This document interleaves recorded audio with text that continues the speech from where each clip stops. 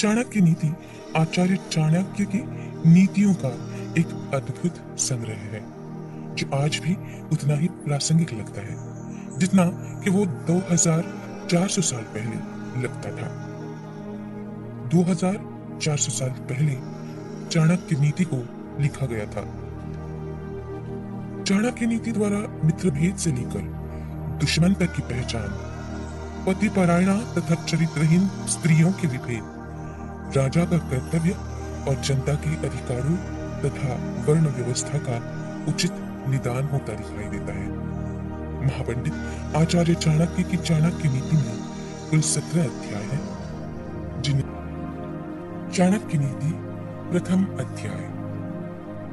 तीनों लोगों के स्वामी सर्वशक्तिमान भगवान विष्णु को नमन करते हुए मैं आचार्य चाणक्य राज्य के लिए नीति शास्त्र के सिद्धांतों को कहता हूं। मैं ये सूत्र अनेक शास्त्रों का आधार लेकर आप सभी को बताऊंगा।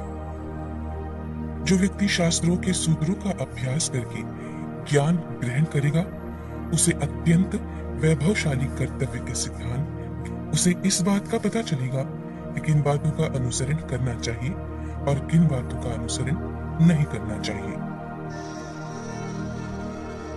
उसे अच्छाई बुराई का भी ज्ञान होना चाहिए और अंततः उसे सर्वोत्तम का भी ज्ञान होगा। इसलिए लोगों का भला करने के लिए मैं उन बातों को कहूंगा जिनसे लोग सभी चीजों को सही परिप्रेक्ष्य में देखेंगे। एक पंडित भी घोर कष्ट में आ जाता है यदि वो किसी मूर्ख को उपदेश दे जाता है। यदि वो एक दुष्ट पत्नी का पालन पोषण करता है या किसी दुखी व्यक्ति के साथ अत्यंत घनिष्ठ संबंध बना लेता है तो उसके कष्ट और भी ज्यादा बढ़ जाते हैं। दुष्ट पत्नी, झूठा मित्र, बदमाश नौकर और सर्प के साथ निवास करना यानी उनके साथ दोस्ती करना साक्षात मृत्यु के समान है। व्यक्ति को आने वाली मुसीबतों से निपटने के लिए धन संचय करना चाहिए। उसे धन संपदा त्याग कर भी पत्नी की सुरक्षा अवश्य करनी चाहिए। लेकिन यदि आत्मा की सुरक्षा की बात आती है तो उसे धन और पत्नी दोनों को तुच्छ समझना चाहिए। भविष्य में आने वाली मुसीबतों के लिए धन एकत्रित जरूर करना चाहिए। ऐसा ना सोचे कि धनवान व्यक्ति को मुसीबत नहीं आती। जब धन साथ छोड़ देता है तो संगठित धन भी तेजी से घटने लगता है।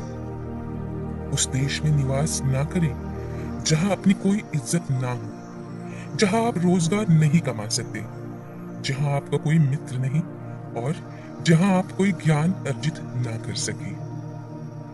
ऐसे जगह एक दिन भी निवास ना करें जहां ये 5 चीजें ना हो। एक धनवान व्यक्ति, एक ब्राह्मण जो वैदिक शास्त्रों में निपुण हो, एक राजा, एक नदी और एक चिकित्सक। बुद्धिमान व्यक्ति को ऐसे देश में कभी नहीं जाना चाहिए जहां रोजगार कमाने का कोई माध्यम ना हो, जहां लोगों को किसी बात का भय ना हो, जहां लोगों को किसी बात की लज्जा तक ना हो, जहां लोग बुद्धिमान ना हो और जहां लोगों की वृत्ति दान धर्म करने की ना हो। नौकर की परीक्षा तब करे जब वो कर्तव्यों का पालन न कर रहा हो।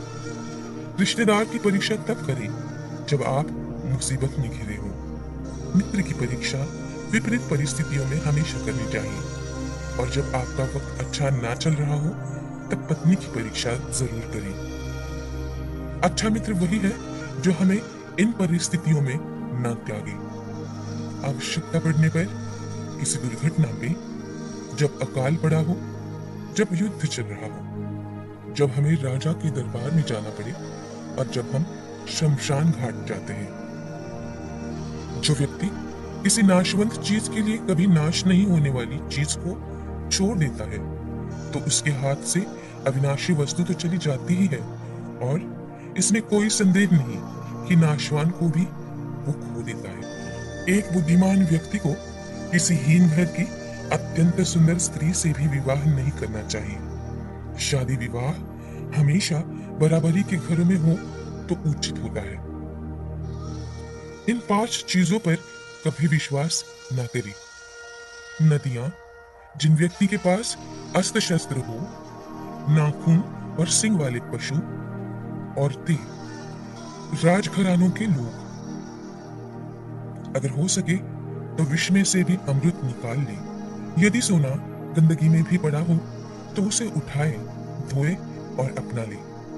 निचले कुल में जन्म लेने वाले से भी सर्वोत्तम ज्ञान ग्रहण करे। उसी तरह यदि कोई बदनाम घर की कन्या भी महान गुणों से संपन्न है और आपको कोई सीख देती है तो उसे आपको ग्रहण करना चाहिए। महिलाओं में पुरुषों की अपेक्षा भूख 2 गुना होती है, लज्जा 4 गुना होती है, साहस 6 गुना होता है और काम 8 गुना होता है। चाणक्य नीति अध्याय 2। झूठ बोलना, कठोरता, छल करना, बेवकूफी करना, लालच, अपवित्रता और निर्दयता ये औरतों के कुछ नैसर्गिक दुर्गुण हैं। भोजन के योग्य पदार्थ और भोजन करने की क्षमता, सुंदर स्त्री और उसे भोगने के लिए काम शक्ति, पर्याप्त धनराशि तथा दान देने की भावना, ऐसे संयोगों का होना सामान्य तप का फल नहीं है। उस व्यक्ति ने धरती पर ही स्वर्ग को पा लिया जिसका पुत्र आज्ञाकारी है, जिसकी पत्नी उसकी इच्छा के अनुरूप व्यवहार करती है, अर्थात जिसकी पत्नी उसका कहना मानती है, जिसे अपने धन पर पूरा संतोष हो। पुत्र वही है जो पिता का कहना मानता हो, पिता वही है जो पुत्रों का पालन पोषण करे, मित्र वही है जिस पर आप विश्वास कर सकते हैं और पत्नी वही है जिससे सुख प्राप्त हो। ऐसे लोगों से बचें जो आपके मुंह पर तो मीठी बातें करते हैं लेकिन आपकी पीठ पीछे आपको बर्बाद करने की योजनाएं बनाते हैं। ऐसा करने वाले तो उस विष के घड़े के समान है जिसकी ऊपरी सतह दूध से भरी होती है। एक बुरे मित्र पर कभी विश्वास ना करें। एक अच्छे मित्र पर भी विश्वास ना करें, क्योंकि यदि ऐसे लोग आपसे रुष्ट होते हैं तो आपके सभी राज से पर्दा खोल सकते हैं। मन में सोचे हुए कार्य को किसी के सामने प्रकट ना करें, बल्कि मनन पूर्वक उसकी सुरक्षा करते हुए उसे कार्य में परिणत कर दें। मूर्खता दुखदाई होती है, जवानी भी दुखदाई होती है, लेकिन इन सब से कहीं ज्यादा दुखदाई किसी दूसरे के घर जाकर उसका एहसान लेना होता है। हर पर्वत पर माणिक्य नहीं मिलते, हर हाथी के सर पर मणि नहीं होता। सज्जन पुरुष भी हर जगह आपको नहीं मिलेंगे और हर वन में चंदन के वृक्ष मौजूद नहीं होते। बुद्धिमान पिता को अपने पुत्रों को शुभ गुणों की सीख देनी चाहिए, क्योंकि नीतिज्ञ और ज्ञानी व्यक्तियों की ही कुल में पूजा होती है। जो माता और पिता अपने बच्चों को शिक्षा नहीं देते वो तो बच्चों के शत्रु समान हैं ही, क्योंकि वे विद्याहीन बालक विद्वानों की सभा में भी वैसे ही तिरस्कृत किए जाते हैं जैसे हंसों की सभा में बगुले। लाड़ प्यार से बच्चों में गलत आदतें ढल सकती हैं, उन्हें कड़ी शिक्षा देने से वे अच्छी आदतें जरूर सीख लेंगे। इसलिए बच्चों को जरूरत पड़ने पर दंड जरूर दें, उनका ज्यादा लाड़ प्यार ना करें। ऐसा एक दिन जाना नहीं चाहिए जब आपने एक श्लोक, आधा श्लोक, चौथाई श्लोक या श्लोक का केवल एक अक्षर नहीं सीखा, या आपने दान, अभ्यास या कोई पवित्र कार्य नहीं किया। पत्नी का वियोग होना, अपने ही लोगों से बेइज्जत होना, बचा हुआ ऋण, दुष्ट राजा की सेवा करना, गरीबी और दरिद्रों की सभा, ये 6 बातें शरीर को बिना अग्नि के भी दाह देती है, जला देती है। नदी के किनारे वाले वृक्ष, दूसरे व्यक्ति के घर में जाने अथवा रहने वाली स्त्री और बिना मंत्रियों का राजा, ये सब निश्चय ही शीघ्र नष्ट हो जाते हैं। एक ब्राह्मण का बल तेज और विद्या है, एक राजा का बल उसकी सेना में है, एक वैश्य का बल उसकी दौलत में है तथा एक शूद्र का बल उसकी सेवा परायणता में है। वेश्या को निर्धन व्यक्ति को त्याग देना चाहिए, प्रजा को पराजित राजा को त्याग देना चाहिए, पक्षियों को फल रहित वृक्ष का त्याग कर देना चाहिए और अतिथियों को भोजन करने के पश्चात मेजबान के घर से निकल जाना चाहिए। ब्राह्मण दक्षिणा मिलने के पश्चात अपने यजमानों को छोड़ देते हैं। विद्वान विद्या प्राप्ति के बाद गुरु को छोड़ जाते हैं और पशु जले हुए वन को त्याग देते हैं। जो व्यक्ति दुराचारी, कुदृष्टि वाले और बुरे स्थान पर रहने वाले मनुष्य के साथ मित्रता करते हैं, वो शीघ्र नष्ट हो जाते हैं। प्रेम और मित्रता बराबर वालों में ही होनी चाहिए, ये वही अच्छी लगती है। राजा के यहाँ नौकरी करने वालों को ही सम्मान मिलता है। व्यवसायों में वाणिज्य सबसे अच्छा है और उत्तम गुण वाली स्त्री अपने घर में ही सुरक्षित बनी रहती है। अध्याय 3। इस दुनिया में ऐसा किसका घर है जिस पर कोई कलंक नहीं? वो कौन है जो रोग और दुख से मुक्त है? सदा सुख यहाँ किसको मिला है? मनुष्य के कुल की ख्याति उसके आचरण से होती है। मनुष्य के बोल चाल से उसके देश की ख्याति बढ़ती है। मान सम्मान उसके प्रेम को बढ़ाता है और उसके शरीर का गठन उसे भोजन से बढ़ाता है। लड़की का ब्याह अच्छे खानदान में करना चाहिए। पुत्र को अच्छी शिक्षा देनी चाहिए। शत्रु को आपत्ति और कष्टों में डाल देना चाहिए और मित्रों को धर्म कर्म में लगा देना चाहिए। एक दुर्जन और एक सर्प में यही अंतर है कि सांप तभी डंक मारेगा जब उसकी जान को खतरा होता है, लेकिन एक दुर्जन पग पग पर हानि पहुंचाने की कोशिश जरूर करता है। राजा लोग अपने आसपास अच्छे कुल के लोगों को इसलिए रखते हैं क्योंकि ऐसे लोग न आरंभ में, न बीच में और न ही अंत में साथ छोड़कर जाते हैं।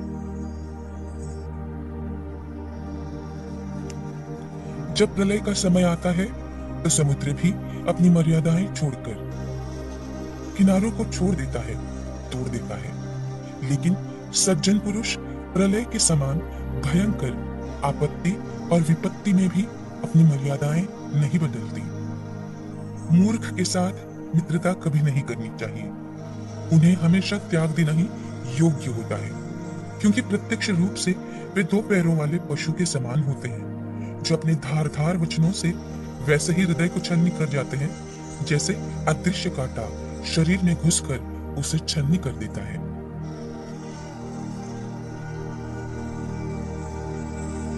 रूप और यौवन से संपन्न तथा कुलीन परिवार में जन्म लेने पर भी विद्याहीन पुरुष पलाश के फूल के समान हैं, जो सुंदर तो होते हैं लेकिन खुशबू रहित होते हैं। कोयल की सुंदरता उसके गायन में होती है। एक स्त्री की सुंदरता उसके अपने परिवार के प्रति समर्पण में होती है।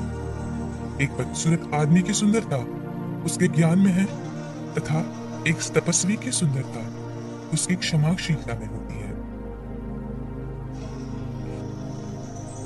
कुल की रक्षा के लिए एक सदस्य का बलिदान दे, गांव की रक्षा के लिए एक कुल का बलिदान दे और देश की रक्षा के लिए एक गांव का बलिदान दे तथा आत्मा की रक्षा के लिए देश का बलिदान दे। जो उद्यमशील हैं, वे गरीब नहीं हो सकते। जो हरदम भगवान को याद करते हैं, उन्हें पाप कभी छू नहीं सकते। जो मौन रहते हैं, वो झगड़ों में कभी नहीं पड़ते और जो जागरूक रहते हैं, वो निर्भय होते हैं। अत्यधिक सुंदरता के कारण सीता हरण हुआ था। अत्यंत घमंड के कारण रावण का अंत हुआ था। अत्यधिक दान देने के कारण राजा बलि को बंधन में बंधना पड़ा। अतः सर्वत्र अति को त्याग देना चाहिए। शक्तिशाली लोगों के लिए कौन सा कार्य कठिन है? व्यापारियों के लिए कौन सी जगह दूर है? विद्वानों के लिए कोई देश विदेश नहीं होता। मधुभाषियों के लिए कोई शत्रु नहीं होता। जिस तरह सारा वन केवल एक ही पुष्प और सुगंध भरे वृक्ष से महक जाता है, उसी तरह एक ही गुणवान पुत्र पूरे कुल का नाम रोशन कर देता है। जिस प्रकार केवल एक सूखा हुआ जलता वृक्ष संपूर्ण वन को जला देता है, उसी प्रकार एक ही कुपुत्र सारे कुल के मान, मर्यादा और प्रतिष्ठा को नष्ट कर देता है।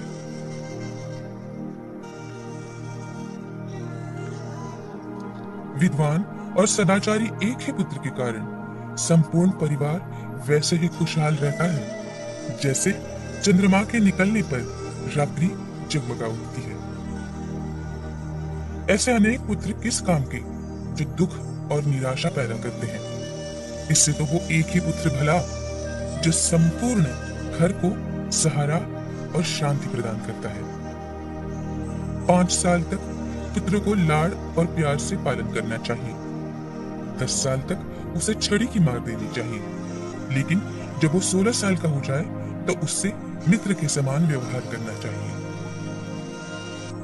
वो व्यक्ति सुरक्षित रह सकता है जो ये परिस्थितियां उत्पन्न होने पर भाग जाता है। भयावह आपदा, विदेशी आक्रमण, भयंकर अकाल, दुष्ट व्यक्ति का संग। जो व्यक्ति इन बातों को अर्जित नहीं करता, वो बार बार जन्म लेकर बार बार मरता है। धर्म, अर्थ, काम और मोक्ष। अध्याय 4। ये 4 बातें मां के गर्भ में ही निश्चित हो जाती है। व्यक्ति कितने साल जिएगा, वो किस प्रकार का काम करेगा, उसके पास कितनी संपत्ति होगी और उसकी मृत्यु कब होगी। पुत्र, मित्र, सगे संबंधी साधुओं को देखकर दूर भागते हैं, लेकिन जो लोग साधुओं का अनुसरण करते हैं उनमें ही भक्ति जागृत होती है और उनके उस पुण्य से उनका सारा कुल धन्य हो जाता है। जैसे मछली दृष्टि से, कछुआ ध्यान देकर और पंछी स्पर्श करके अपने बच्चों को पालते हैं, वैसे ही संत सज्जनों की संगति मनुष्यों का पालन पोषण करती है। जब आपका शरीर स्वस्थ है और आपके नियंत्रण में है, उसी समय आत्म साक्षात्कार का उपाय कर लेना चाहिए, क्योंकि मृत्यु हो जाने के बाद कोई कुछ भी नहीं कर सकता। विद्या अर्जन करना ये एक कामधेनु के समान है जो हर मौसम में अमृत प्रदान करती है। वो विदेश में माता के समान रक्षक और हितकारी होती है, इसलिए विद्या को एक गुप्त धन भी कहा जाता है। सैकड़ों गुण रहित पुत्रों से अच्छा एक गुणी पुत्र है, क्योंकि एक चंद्रमा ही रात्रि के अंधकार को भगाता है। असंख्य तारे ये काम नहीं कर सकते। एक ऐसा बालक जो जन्मते वक्त मृत था, एक मूर्ख दीर्घायु बालक से बेहतर है। पहला बालक तो एक क्षण के लिए दुख दे जाता है, परंतु दूसरा बालक उसके माँ बाप को जिंदगी भर दुख की अग्नि में जलाता रहता है। ये बातें व्यक्ति को बिना आग के ही जला जाती है। जैसे एक छोटे गांव में बसना जहां रहने की सुविधाएं उपलब्ध नहीं है, एक ऐसे व्यक्ति के यहाँ नौकरी करना जो नीच कुल में पैदा हुआ हो, अस्वास्थ्यवर्धक भोजन का सेवन करना, जिसकी पत्नी हरदम गुस्से में होती है, जिसके मूर्ख पुत्र होते हैं, जिसकी पुत्री विधवा हो गई है। वो गाय किस काम की जो ना दूध देती है ना तो बच्चे को जन्म देती है। उसी प्रकार उस बच्चे का जन्म किस काम का जो ना ही विद्वान हुआ ना ही भगवान का भक्त हुआ। जब व्यक्ति जीवन के दुख से झुलस जाता है तो उसे सहारा मिलता है पुत्र और पुत्री से, पत्नी से और भगवान के भक्तों से। ये बातें एक बार ही होनी चाहिए। राजा का बोलना, विद्वान व्यक्ति का बोलना और लड़की का ब्याहना। जब आप तप करते हैं तो तप अकेले करें, अभ्यास करते हैं तो वो भी अकेले ही करें, दूसरों को साथ ना लें। गायन करते हैं तो 3 लोगों के साथ करें, खेती करते हैं तो 4 लोगों के साथ करें, युद्ध करते हैं तो अनेकों लोग मिलकर करें। वो अच्छी पत्नी है जो शुचिपूर्ण है, पारंगत है, शुद्ध है, पति को प्रसन्न करने वाली है और हमेशा सत्यवादी है। जिस व्यक्ति के पुत्र नहीं है उसका घर उजाड़ है। जिसे कोई संबंधी नहीं है उसकी सभी दिशाएं उजाड़ है। मूर्ख व्यक्ति का हृदय उजाड़ है। निर्धन व्यक्ति का सब कुछ उजाड़ है। जिस आध्यात्मिक सीख का आचरण नहीं किया जाता वो जहर है। जिसका पेट खराब है उसके लिए भोजन जहर है। निर्धन व्यक्ति के लिए लोगों का किसी सामाजिक या व्यक्तिगत कार्यक्रम में एकत्र होना जहर है।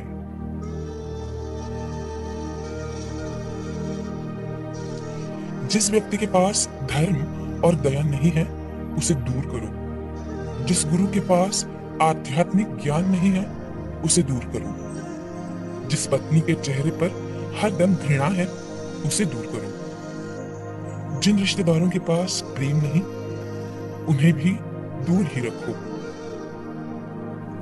सतत भ्रमण करना व्यक्ति को बूढ़ा बना देता है। यदि घोड़े को हर दम बांध कर रखते हैं तो वो घोड़ा जल्दी बूढ़ा हो जाता है। यदि स्त्री उसके पति के साथ प्रणय नहीं करती तो वो भी जल्दी बूढ़ी हो जाती है। धूप में रखने से कपड़े पुराने हो जाते हैं। इन बातों पर हमेशा बार बार गौर कीजिए। सही समय, सही मित्र, सही ठिकाना, पैसे कमाने के सही साधन, पैसे खर्चा करने के सही तरीके और आपके ऊर्जा स्रोत। द्विज अग्नि में भगवान देखते हैं। भक्तों के हृदय में परमात्मा का वास होता है। जो अल्पमति के लोग हैं वो मूर्ति में भगवान को देखते हैं, लेकिन जो व्यापक दृष्टि रखने वाले लोग होते हैं वो ये जानते हैं कि भगवान सर्वव्यापी है। 5वां अध्याय। ब्राह्मणों को अग्नि की पूजा करनी चाहिए। दूसरे लोगों को ब्राह्मण की पूजा करनी चाहिए। पत्नी को पति की पूजा करनी चाहिए तथा दोपहर के भोजन के लिए जो अतिथि आए उसकी सभी को पूजा करनी चाहिए। सोने की परख उसे घिस कर, काट कर, गरम कर और पीट कर की जाती है। उसी तरह व्यक्ति का परीक्षण वो कितना त्याग करता है, उसका आचरण कैसा है, उसमें गुण कौन से हैं और उसका व्यवहार कैसा है, इससे होता है। यदि आप पर मुसीबत आती नहीं तो उससे सावधान रहें, लेकिन यदि मुसीबत आ जाती है तो किसी भी तरह से उससे छुटकारा पा लीजिए। अनेक व्यक्ति जो एक ही गर्भ से पैदा हुए हैं या एक ही नक्षत्र पर पैदा हुए हैं वे एक से नहीं रहते। उसी प्रकार जैसे बेर के झाड़ के सभी बेर एक जैसे नहीं होते।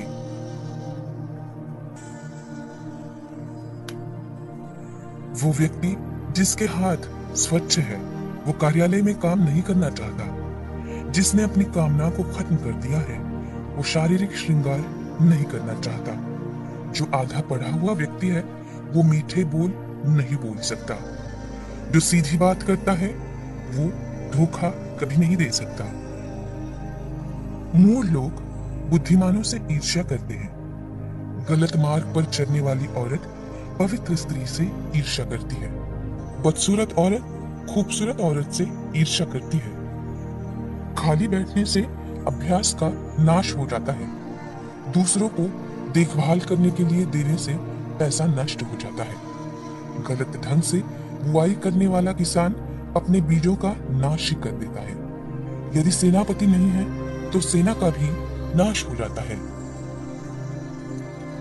अर्जित विद्या अभ्यास से सुरक्षित रहती है। घर की इज्जत अच्छे व्यवहार से सुरक्षित रहती है। अच्छे गुणों से इज्जतदार आदमी को मान तथा सम्मान मिलता है। किसी भी व्यक्ति का गुस्सा उसकी आंखों में दिख ही जाता है। धर्म की रक्षा पैसे से होती है। राजा से रक्षा उसकी बात मानने से होती है। घर की रक्षा एक दक्ष गृहिणी से होती है। जो वैदिक ज्ञान की निंदा करते हैं, शास्त्र सम्मत जीवन शैली का मजाक उड़ाते हैं, शांतिपूर्ण स्वभाव के लोगों का मजाक उड़ाते हैं, बिना किसी आवश्यकता के वो सारे लोग दुख को प्राप्त हो जाते हैं। दान गरीबी को खत्म कर देता है, अच्छा आचरण दुख को मिटाता है, विवेक अज्ञान को नष्ट करता है, जानकारी भय को समाप्त कर देती है। वासना के समान दुष्कर कोई भी रोग नहीं, मोह के समान कोई शत्रु नहीं, क्रोध के समान कोई अग्नि नहीं, स्वरूप ज्ञान के समान कोई भी बोध नहीं। व्यक्ति अकेले ही पैदा होता है, अकेले ही मृत्यु को प्राप्त होता है, अपने कर्मों के शुभ अशुभ परिणाम अकेले ही भोगता है, अकेले ही नरक में जाता है या अकेले ही सदगति को भी प्राप्त होता है। जिसने अपने स्वरूप को जान लिया, उसके लिए स्वर्ग तो तिनके के समान है। एक पराक्रमी योद्धा अपने जीवन को तुच्छ मानता है। जिसने अपनी कामना को जीत लिया, उसके लिए स्त्री भोग का विषय नहीं है। उसके लिए संपूर्ण ब्रह्मांड तुच्छ है, जिसके मन में कोई भी आसक्ति नहीं है। जब आप सफर पर जाते हो तो विद्याजन ही आपका मित्र होता है, घर में पत्नी मित्र होती है, बीमार होने पर दवा मित्र होती है, अर्जित पुण्य मृत्यु के बाद एकमात्र आपका मित्र होता है। समुद्र में होने वाली वर्षा व्यर्थ है, जिसका पेट भरा हुआ है उसके लिए अन्न व्यर्थ है। पैसे वाले आदमी के लिए भेंट वस्तु का कोई मूल्य नहीं होता। दिन के समय जलता दिया भी व्यर्थ ही होता है। वर्षा के जल के समान कोई जल नहीं, खुद की शक्ति के समान कोई शक्ति नहीं, नेत्र ज्योति के समान कोई भी प्रकाश नहीं, अन्न से बढ़कर कोई भी संपत्ति नहीं। निर्धन को धन की कामना, पशु को वाणी की कामना, लोगों को स्वर्ग की कामना, देव लोगों को मुक्ति की कामना हमेशा होती है। सत्य की शक्ति ही इस दुनिया को धारण करती है। सत्य की शक्ति से ही सूर्य प्रकाशमान है, हवाएं चलती है। सही में सब सत्य पर ही आश्रित है। लक्ष्मी जो संपत्ति की देवता है, वो चंचला है। हमारा श्वास भी चंचल है। हम कितना समय जिएंगे इसका कोई ठिकाना नहीं। हम कहाँ रहेंगे ये भी पक्का नहीं। कोई बात यहाँ पर पक्की नहीं। यहाँ पर एक बात पक्की है, और वो ये कि हमारा अर्जित पुण्य कितना है। आदमियों में नाई सबसे धूर्त होते हैं, कौवा पक्षियों में धूर्त होता है, लोमड़ी प्राणियों में धूर्त होता है। औरतों में लंपट औरत सबसे धूर्त होती है। ये सब आपके पिता है, जिसने आपको जन्म दिया, जिसने आपका यज्ञोपवीत संस्कार किया, जिसने आपको पढ़ाया, जिसने आपको भोजन दिया और जिसने आपको भयपूर्ण परिस्थितियों में बचाया। इन सब को आप अपनी माता अवश्य समझे। राजा की पत्नी, गुरु की पत्नी, मित्र की पत्नी, पत्नी की मां और अपनी जन्मदात्री मां। 6वां अध्याय। पक्षियों में कौवा नीच है, पशुओं में कुत्ता नीच है। जो तपस्वी पाप करता है वो घिनौना है, लेकिन जो दूसरों की निंदा करता है वो सबसे बड़ा चांडाल होता है। श्रवण करने से धर्म का ज्ञान होता है, द्वेष दूर हो जाता है, ज्ञान की प्राप्ति होती है और माया की आसक्ति से मुक्ति हो जाती है।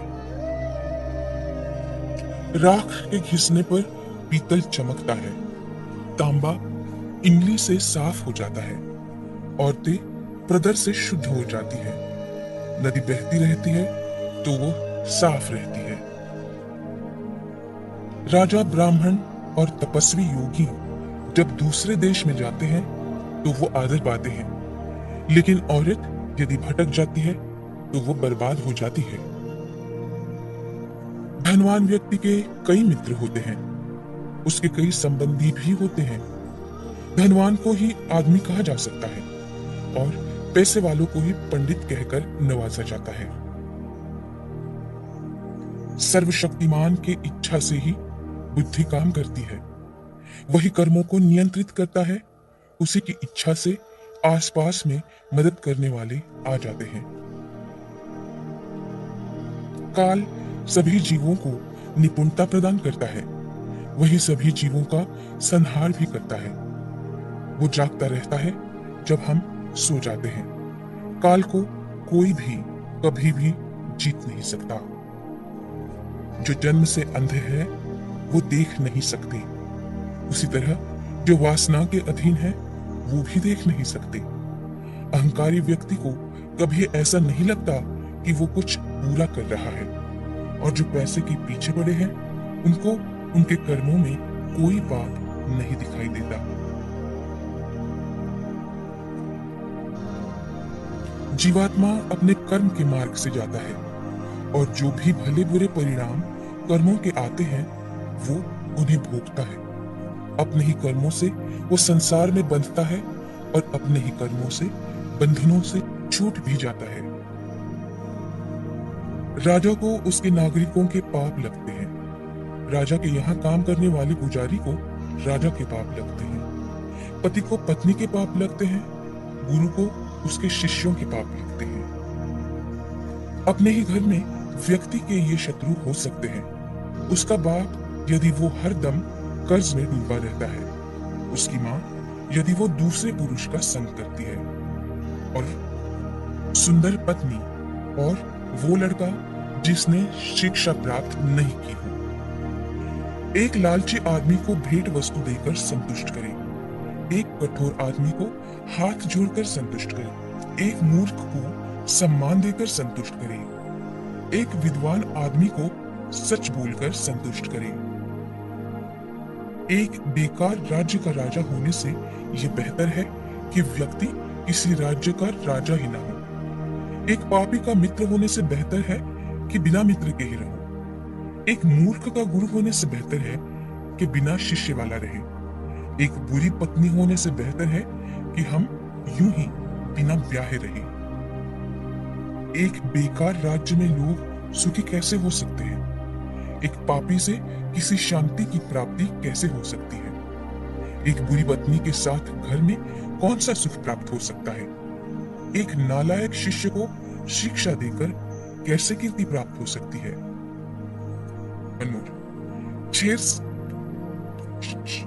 शेर से एक बात सीखनी चाहिए, बगुले से एक बात सीखनी चाहिए, मुर्गे से 4 बातें सीखनी चाहिए, कौवे से 5 बातें सीखनी चाहिए, कुत्ते से 6 बातें सीखनी चाहिए, और गधे से 3 बातें सीखनी चाहिए।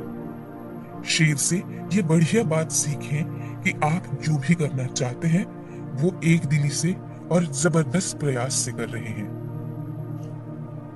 बुद्धिमान व्यक्ति अपने इंद्रियों को बगुले की तरह वश में करते हुए अपने लक्ष्य को जगह, समय और योग्यता का पूरा ध्यान रखते हुए पूर्ण करे। मुर्गे से ये 4 बातें जरूर सीखनी चाहिए: सही समय पर उठना, निडर बनकर लड़ना, संपत्ति का रिश्तेदारों से उचित बंटवारा करना, अपने कष्ट से अपना रोजगार प्राप्त करना। कौवे से ये 5 बातें सीखनी चाहिए: अपनी पत्नी के साथ एकांत में प्रणय करना, निडरता, उपयोगी वस्तुओं का संचय करना, सभी और दृष्टि घुमाना, दूसरों पर आसानी से विश्वास ना करना। कुत्ते से भी ये बात अवश्य सीखनी चाहिए: बहुत भूख हो पर खाने को कुछ ना मिले या कम मिले तो भी संतुष्ट रहना, गाढ़ी नींद में हो तो भी क्षण में उठ जाना, अपने स्वामी के प्रति बेहिचक ईमानदारी रखना और हर क्षण निडरता से बिताना। गधे से ये 3 बातें हम सीख सकते हैं: अपना बोझ ढोना ना छोड़ना, सर्दी गर्मी की चिंता ना करना, सदा संतुष्ट रहना। जो व्यक्ति इन 20 गुणों पर अमल करेगा, वो जो भी करेगा उसमें उसे सफलता अवश्य मिलेगी। 7वां अध्याय। एक बुद्धिमान व्यक्ति को ये बातें कभी भी किसी को भी नहीं बतानी चाहिए कि उसकी दौलत खो चुकी है, कि उसको क्रोध आया है, कि उसकी पत्नी ने उसके साथ गलत व्यवहार किया है, कि लोगों ने उसे गालियां दी है, कि वो किस प्रकार बेइज्जत हुआ है। जो व्यक्ति आर्थिक व्यवहार करने में, ज्ञान अर्जन करने में, खाने में और कामकाज करने में शर्माता नहीं, वो हमेशा सुखी हो जाता है। जो सुख और शांति का अनुभव स्वरूप ज्ञान को प्राप्त करने से होता है, जो सुख और शांति का अनुभव स्वरूप ज्ञान को प्राप्त करने से होता है, वो सुख, वो शांति लोभी लोगों को धन के लोभ में यहां वहां भटकने से कभी नहीं मिलती। हर व्यक्ति को 3 चीजों से संतुष्ट रहना चाहिए। खुद की पत्नी, वो भोजन जो विधाता ने उससे प्रदान किया है, उतना धन जितना ईमानदारी से कमाया गया है। लेकिन व्यक्ति को इन 3 चीजों से संतुष्टि कभी नहीं करनी चाहिए। अभ्यास, भगवान का नाम स्मरण और परोपकार। इन दोनों के मध्य से कभी न जाए। तो ब्राह्मण और उसके यज्ञ में जलने वाली अग्नि, पति पत्नी, स्वामी और उसका चाकर, हल और बैल। अपने पैर कभी भी इनसे न छुआए। अग्नि आध्यात्मिक गुरु, ब्राह्मण, गाय, एक कुमारिका, एक उम्र में बड़ा आदमी और एक छोटा बच्चा। हाथी से 1000 गज की दूरी पर खड़े रहे, घोड़े से 100 गज की दूरी पर खड़े रहे, सींग वाले जानवर से 10 गज की दूरी पर खड़े रहे। लेकिन दुष्ट जहां हो उस जगह से तो निकल जाना ही बेहतर होगा। हाथी को अंकुश से नियंत्रित करना चाहिए, घोड़े को थपथपाकर नियंत्रित करना चाहिए, सींग वाले जानवर को डंडा दिखाकर नियंत्रित करना चाहिए और एक बदमाश को तलवार से नियंत्रित करना चाहिए। ब्राह्मण अच्छे भोजन से तृप्त होते हैं, मोर मेघ गर्जना से तृप्त होते हैं, साधु दूसरों की संपन्नता देखकर और दुष्ट दूसरों की विपदा देखकर खुश हो जाते हैं। एक शक्तिशाली आदमी से उसकी बात मानकर समझौता कर लेना चाहिए। एक दुष्ट का प्रतिकार करिए और जिनकी शक्ति आपकी शक्ति के बराबर है उनसे समझौता विनम्रता से या कठोरता से करना चाहिए।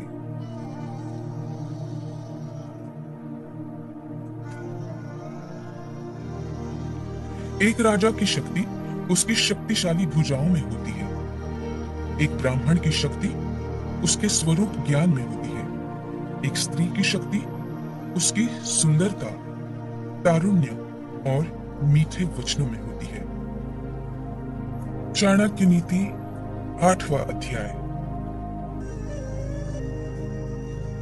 नीच वर्ग के लोग दौलत चाहते हैं, मध्यम वर्ग के लोग दौलत और इज्जत चाहते हैं, लेकिन उच्च वर्ग के लोग सम्मान चाहते हैं, क्योंकि सम्मान ही उच्च लोगों की असली दौलत होती है।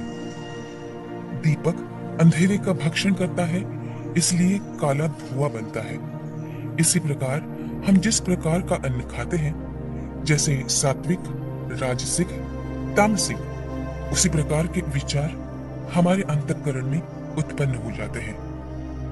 हे विद्वान पुरुष, अपनी संपत्ति केवल पात्र को ही प्रदान करो और दूसरों को कभी मत देना। जो जल बादल को समुद्र देता है वो बड़ा मीठा होता है। बादल वर्षा करके वो जल पृथ्वी के सभी जल अचल जीवों को देता है और फिर उसे समुद्र को लौटा देता है। विद्वान लोग जो तत्व को जानने वाले होते हैं, उन्होंने कहा है कि मांस खाने वाले चांडालों से 1000 गुना नीच है, इसलिए ऐसे आदमी से नीच और कोई नहीं हो सकता। शरीर पर मालिश करने के बाद, स्मशान में चिता का धुआं शरीर पर आने के बाद, संभोग करने के बाद, दाढ़ी बनाने के बाद, जब तक आदमी नहा न ले, वो चांडाल ही रहता है। जल चैतन्य निर्माण करता है यदि उसे भोजन पच जाने के बाद पिया जाता है। पानी को भोजन के बाद तुरंत पीना विष के समान होता है। यदि ज्ञान को उपयोग में ना लाया जाए तो वो खो जाता है। आदमी यदि अज्ञानी है तो वो खो जाता है। सेनापति के बिना सेना खो जाती है, पति के बिना पत्नी खो जाती है।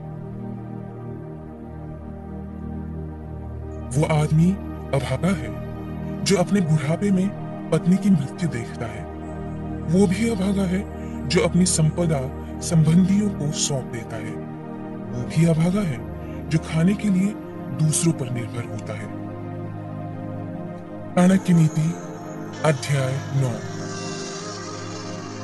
यदि तुम जन्म मरण के चक्र से मुक्त होना चाहते हो तो जिन विषयों के पीछे तुम इंद्रियों की संतुष्टि के लिए भागते फिरते हो, उन्हें ऐसे त्याग दो जैसे तुम विष को त्याग देते हो। इन सब को छोड़कर हितार्थ, तितिक्षा, ईमानदारी, इन सब का आचरण तथा दया, शुचिता और सत्य, इसका अमृत पियो।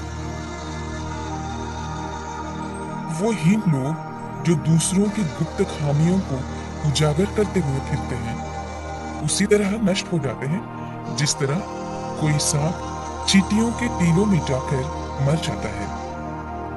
शायद किसी ने ब्रह्मा जी, जो इस सृष्टि के निर्माता है, उनको ये सलाह नहीं दी कि वो सुवर्ण को सुगंध प्रदान करे, कि वो गन्नों के पेड़ों को फल प्रदान करे, कि वो चंदन के वृक्ष को फूल प्रदान करे, कि वो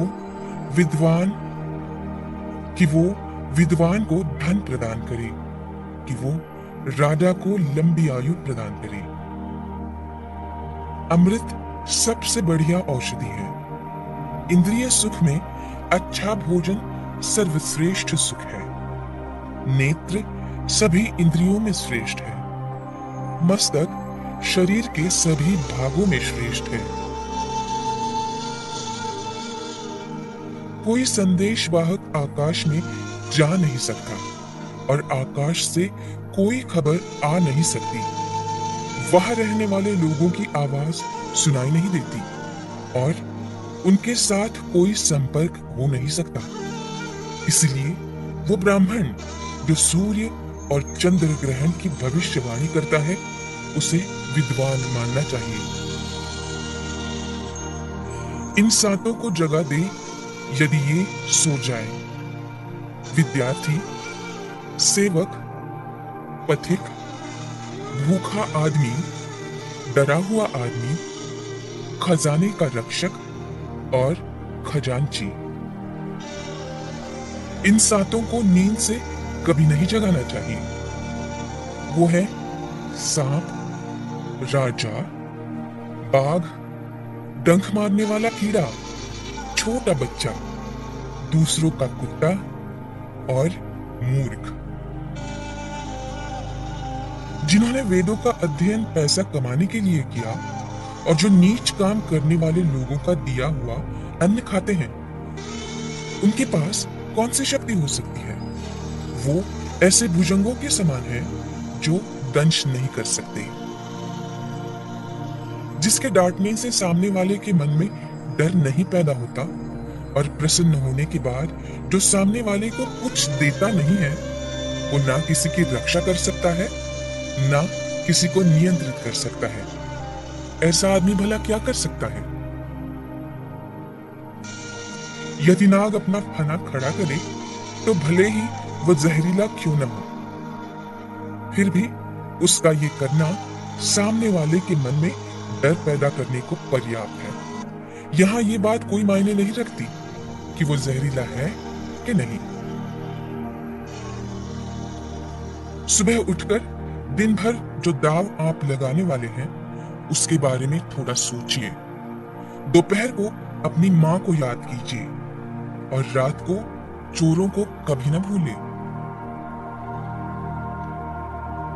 आपको इंद्र के समान वैभव प्राप्त होगा यदि आप अपने भगवान के गले की माला अपने हाथों से बनाएं, अपने भगवान के लिए चंदन अपने हाथों से घिसे और अपने हाथों से पवित्र ग्रंथों को लिखें। गरीबी पर धैर्य से मात करें, पुराने वस्त्रों को स्वच्छ रखें, बासी अन्न को गर्म करें, अपनी कुरूपता पर अपने अच्छे व्यवहार से मात करें। अध्याय 11।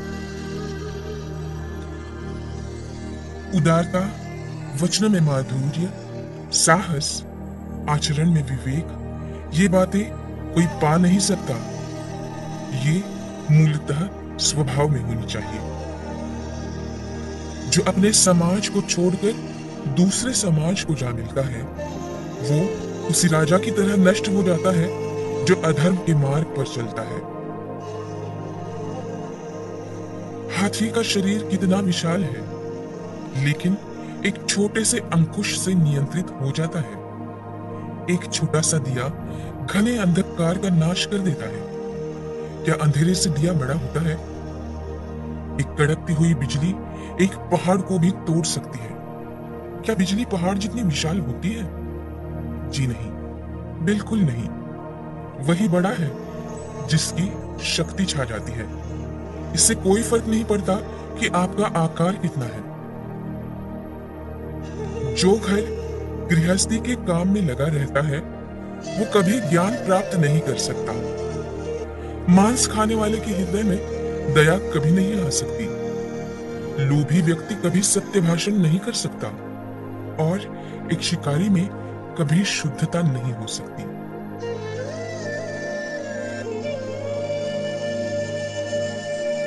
एक दुष्ट व्यक्ति में कभी पवित्रता उदित नहीं हो सकती।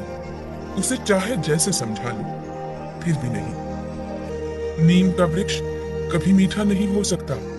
आप चाहे कितना ही शहद, कितनी ही शक्कर उसके मूल में डाल दीजिए। आप चाहे 100 बार पवित्र जल में नहा ले, आप अपने मन का मैल नहीं धो सकते। उसी प्रकार जिस प्रकार मदिरा का पात्र पवित्र नहीं हो सकता, चाहे आप उसे गर्म करके सारी मदिरा की भाप बना दें।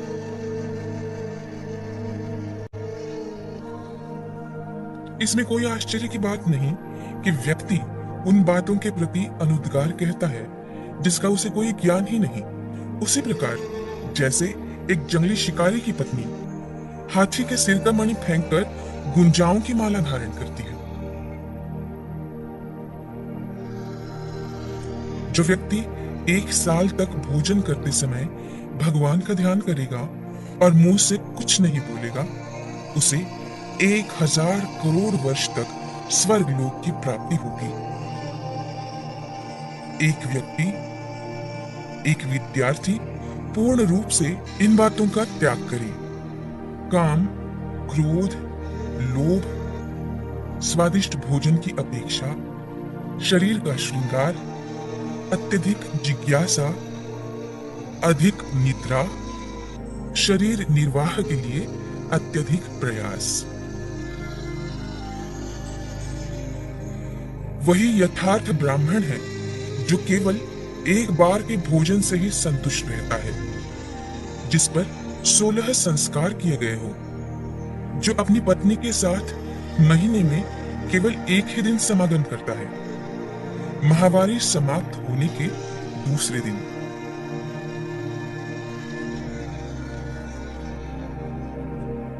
वो ब्राह्मण जो दुकानदारी में लगा है, असल में वो तो वैश्य ही है।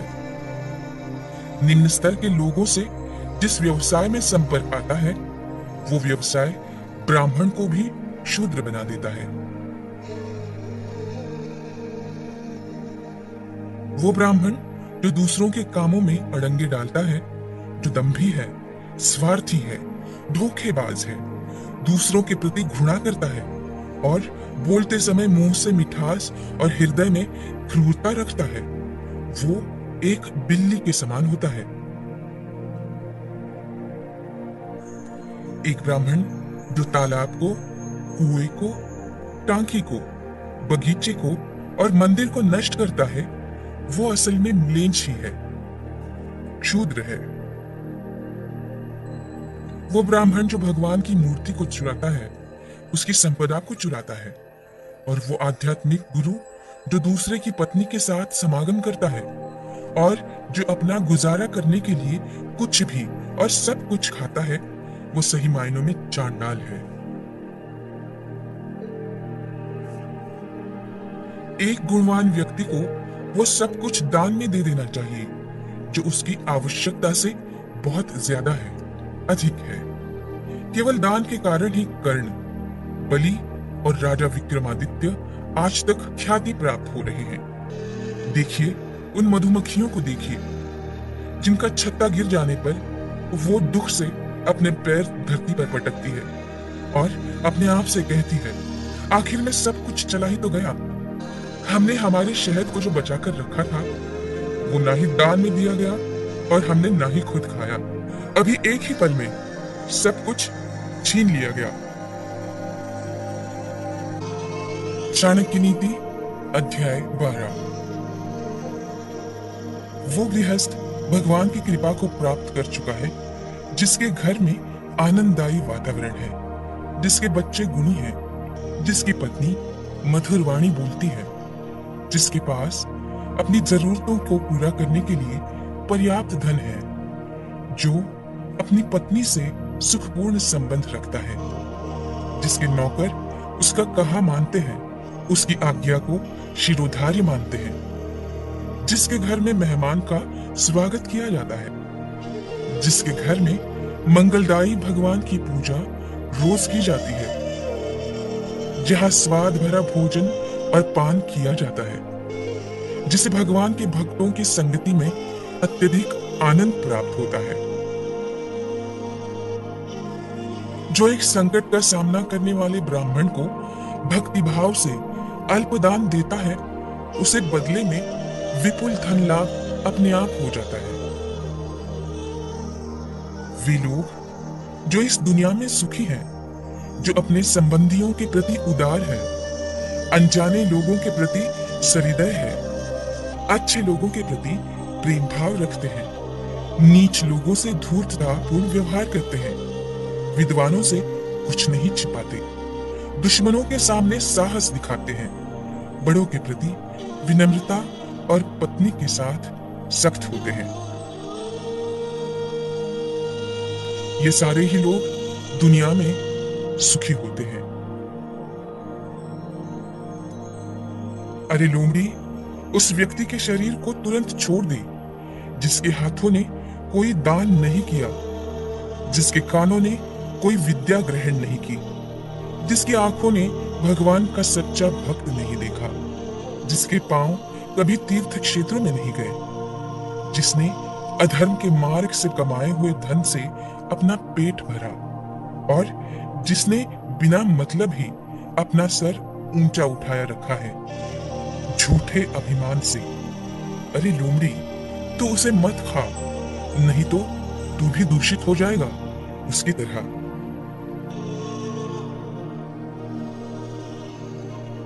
धिक्कार है उनके जीवन पर जिन्हें भगवान श्री कृष्ण, जो मां यशोदा के लाडले हैं, उनके चरण कमलों में कोई भक्ति नहीं। मृदंग की ध्वनि धिक ताम करते हुए ऐसे लोगों का धिक्कार करती है।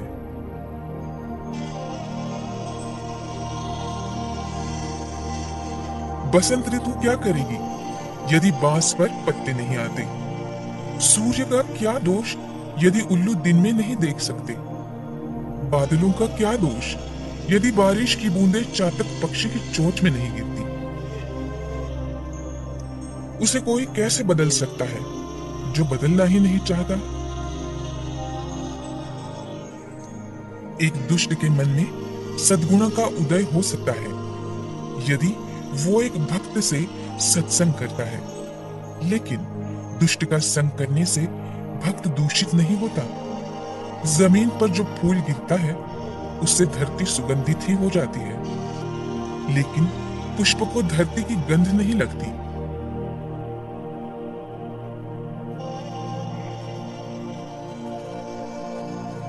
उस व्यक्ति का सही में कल्याण हो जाता है जिससे भक्तों के दर्शन हो जाते हैं।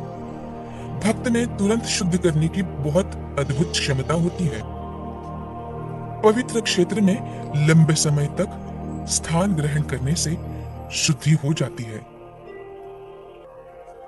एक अजनबी ने ब्राह्मण से पूछा, ब्राह्मण देवता बताइए, इस शहर में महान क्या है? ब्राह्मण देवता ने जवाब दिया कि खजूर के पेड़ का समूह सबसे महान है। अजनबी ने फिर सवाल किया कि यहाँ दानी कौन है? उसे जवाब मिला कि वो धोबी जो सुबह कपड़े ले जाता है, उन्हें धोता है, साफ करता है और शाम को लौटा जाता है। फिर प्रश्न हुआ, यहाँ सबसे काबिल कौन है? उत्तर मिला, यहाँ हर कोई दूसरे का द्रव्य और दारा हरण करने में काबिल है। एक और प्रश्न हुआ कि आप ऐसी जगह कैसे रह लेते हो? फिर जवाब मिला कि जैसे एक कीड़ा एक दुर्गंध युक्त जगह पर रह लेता है।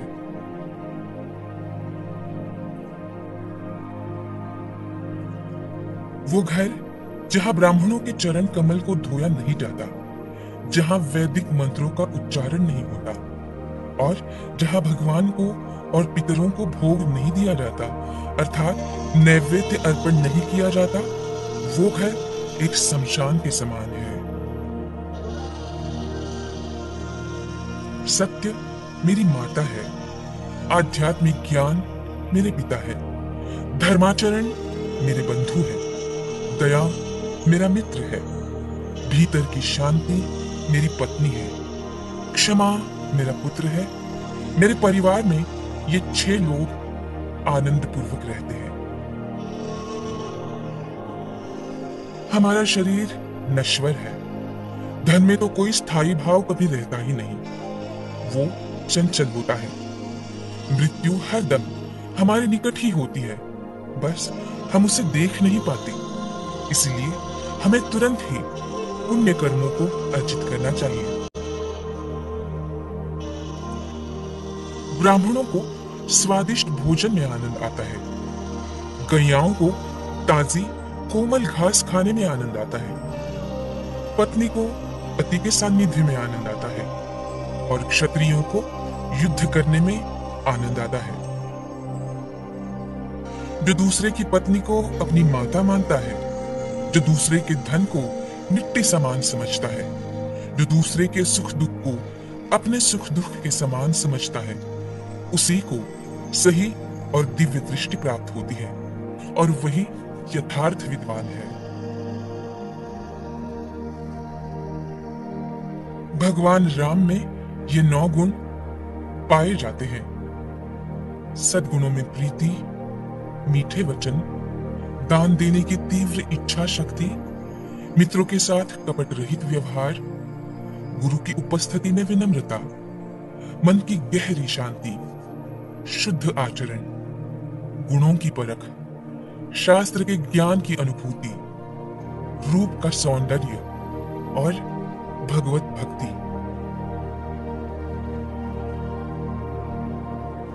कल्पतरु तो एक लकड़ी ही है, स्वर्ण का सुमेर पर्वत तो निश्चल है, चिंतामणि तो एक पत्थर है, सूर्य में ताप है, चंद्रमा तो घटता बढ़ता रहता ही है, अमर्याद समुद्र तो खारा है, कामदेव का तो शरीर ही जल चुका है, महाराज बलि तो राक्षस कुल में पैदा हुए थे, कामधेनु तो पशु ही है, फिर भगवान राम के समान कौन है? अर्थात कोई भी नहीं।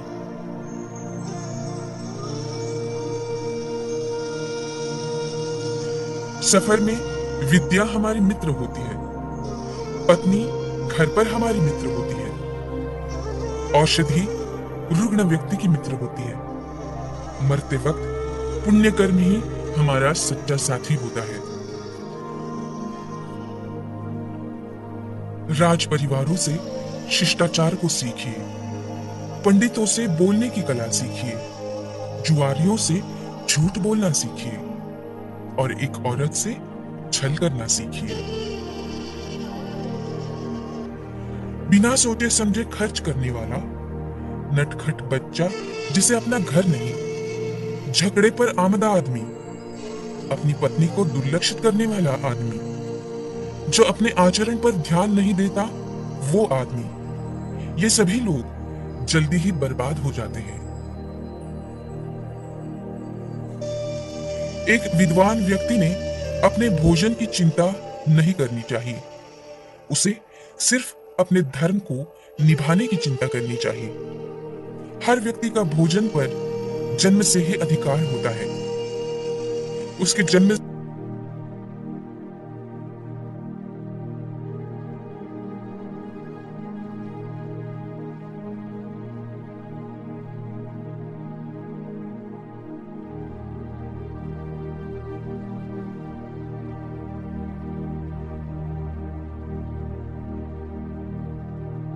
से ही निश्चित हो जाता है कि उसका पेट कैसे भरेगा। जिसे दौलत, अनाज और विद्या अर्जित करने में और भोजन करने में शर्म नहीं आती, वो सुखी रहता है। बूंद बूंद से सागर बनता है। इसी तरह बूंद बूंद से ज्ञान, गुण और संपत्ति भी प्राप्त होती है।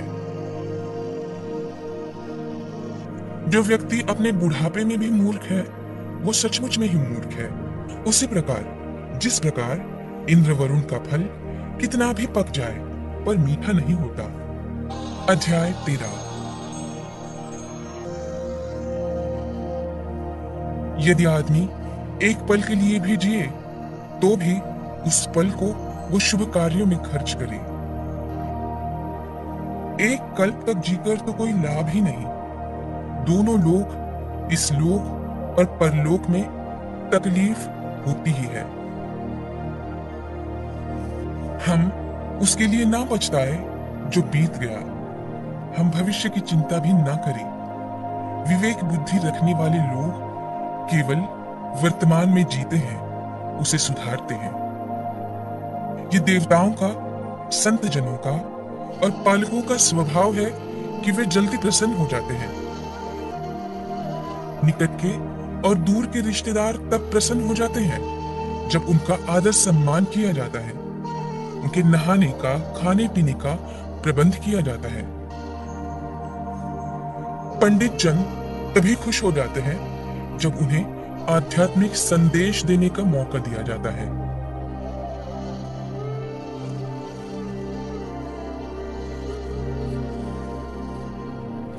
जब बच्चा मां के गर्भ में होता है तो ये 5 बातें पहले से ही तय हो जाती है कि वो कितना जिएगा, कि वो क्या करेगा, कितना धन कमाएगा, कितना अर्जित करेगा और उसकी मृत्यु कब होगी।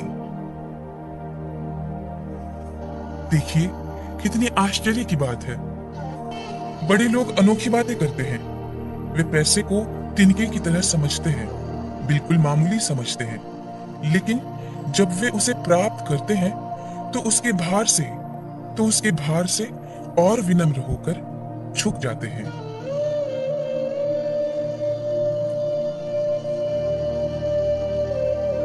जो व्यक्ति अपने घर के लोगों से बहुत आसक्ति रखता है वो भय और दुख को पाता है।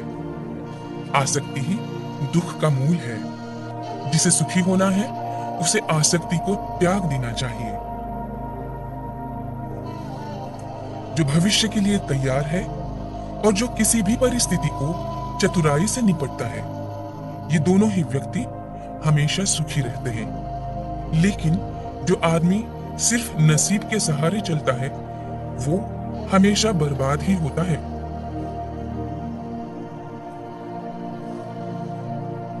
यदि राजा पुण्यात्मा होता है तो प्रजा भी वैसे ही पुण्यात्मा होती है।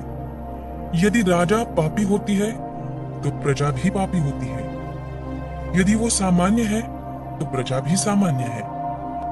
प्रजा के सामने राजा का उदाहरण होता है और वो उसका अनुसरण करती है। यथा राजा तथा प्रजा। मेरी नजरों में वो आदमी मृत है जो जीते जी धर्म का पालन कभी नहीं करता, लेकिन जो धर्म पालन में अपने प्राण दे देता है, वो मरने के बाद भी बेशक लंबा ही जीता है, उसे पुण्य लोक की प्राप्ति होती है। जिस व्यक्ति ने न ही कोई ज्ञान संपादन किया, न ही पैसा कमाया, मुक्ति के लिए जो आवश्यक है उसकी पूर्ति भी अगर उसने नहीं की है, वो व्यक्ति एक निहायत ही बेकार जिंदगी जीता है, जैसे कि बकरी की गर्दन से झूलने वाले स्तन।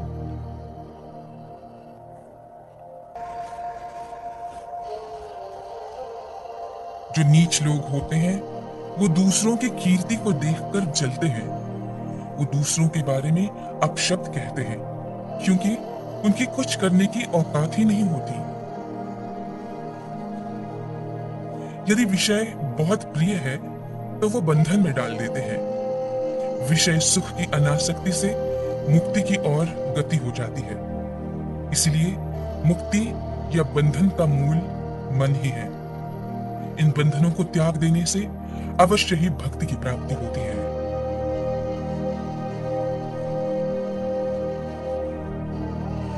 जो आत्मस्वरूप का बोध होने से खुद को शरीर नहीं मानता, वो हरदम समाधि में ही लीन रहता है, भले ही उसका शरीर कहीं भी क्यों न चला जाए।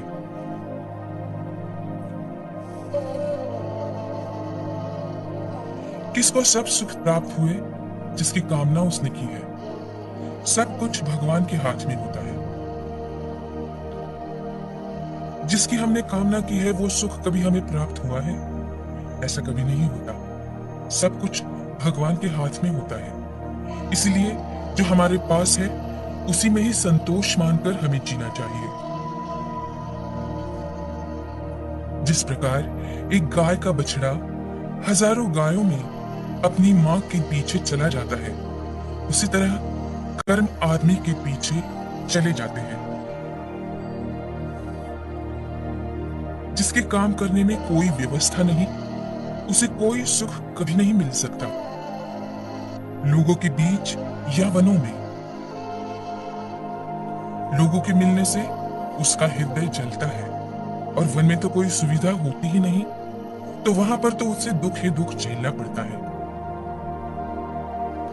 यदि आदमी उपकार का सहारा ले तो गर्भजल से पानी निकल सकता है।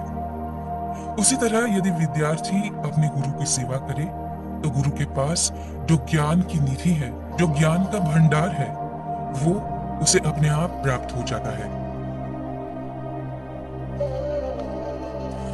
हमें अपने कर्मों का फल मिलता ही रहता है। हमारी बुद्धि पर इसके पहले हमने जो कर्म किए हैं उनका निशान होता ही है। इसीलिए जो बुद्धिमान लोग हैं वो सोच विचार कर अपने कर्मों को करें।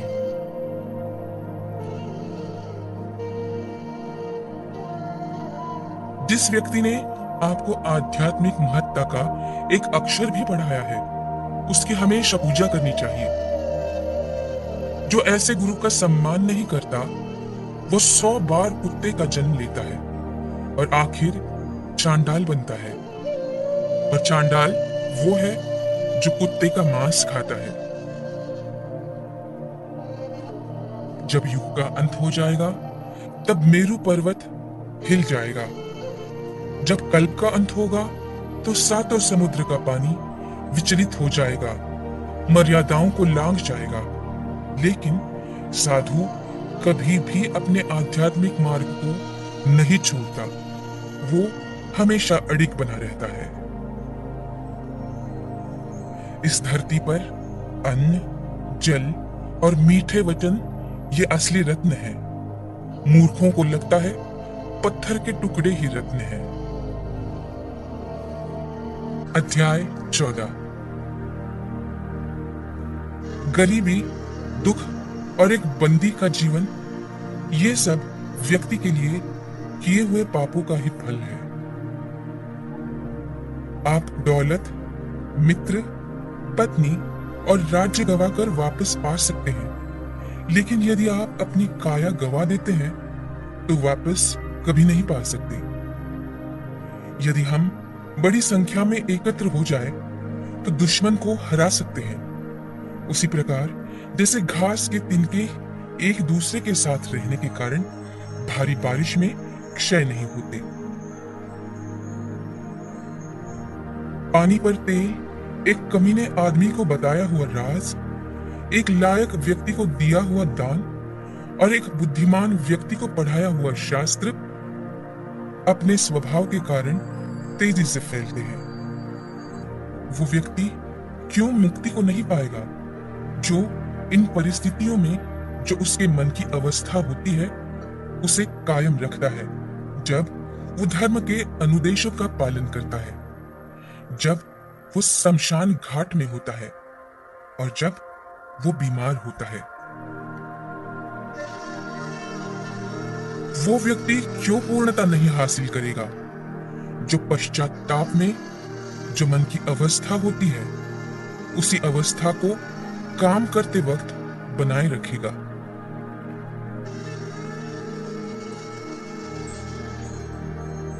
हमें इन बातों पर कभी भी अभिमान नहीं करना चाहिए। जब हम परोपकार करते हैं, जब हम आत्मसंयमी होते हैं, जब हम पराक्रम करते हैं, जब हम शास्त्रों का ज्ञान हासिल करते हैं, जब हम विनम्र होते हैं और जब हम में नीतिमत्ता होती है।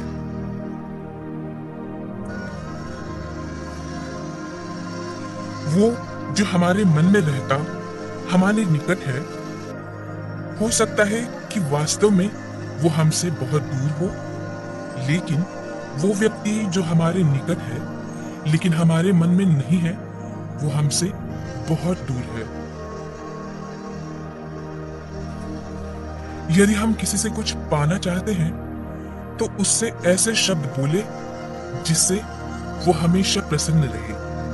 उसी प्रकार जैसे एक शिकारी मधुर गीत गाता है जब वो हिरन पर बाण चलाता है। जो व्यक्ति राजा से, अग्नि से, धर्मगुरु से और स्त्री से बहुत परिचय बढ़ाता है वो विनाश को ही प्राप्त होता है। जो व्यक्ति इनसे पूर्ण रूप से अलिप्त रहता है उसे अपना भला करने का कोई अवसर नहीं मिलता। इसलिए इनसे सुरक्षित अंतर हमेशा बनाए रखना चाहिए। इन सब के साथ बहुत सावधानी से पेश आइए। अग्नि, पानी, औरत, मूर्ख व्यक्ति, जहरीला सांप और राजा के परिवार के निकटवर्ती, इन सब से हमें सावधान रहना चाहिए, क्योंकि ये एक झटके में हमें मौत तक पहुंचा सकते हैं। वही व्यक्ति जीवित है जो गुणवान है और पुण्यवान है, लेकिन जिसके पास धर्म और गुण नहीं, उसे क्या शुभकामना दी जा सकती है? कभी नहीं। यदि आप दुनिया को एक काम करने जितना चाहते हैं तो इन 15 को अपने काबू में रखिए। इन्हें इधर उधर भागने ना दीजिए। 5 इंद्रियों के विषय, जो दिखाई देता है, जो सुनाई देता है, जिसकी हमें गंध आती है, जिसका हमारी जिह्वा को स्वाद लगता है और हम जिसका स्पर्श महसूस कर सकते हैं। ये 5 इंद्रिय आंख, कान, नाक, जिह्वा और त्वचा। 5 कर्मेंद्रिय हाथ, पांव, मुंह, जननेंद्रिय और गुदा। वो पंडित होता है जो वही बात बोलता है जो प्रसंग के अनुरूप होती है, जो अपनी शक्ति के अनुरूप दूसरों की प्रेम से सेवा करता है, जिसे अपने क्रोध की मर्यादा का पता है।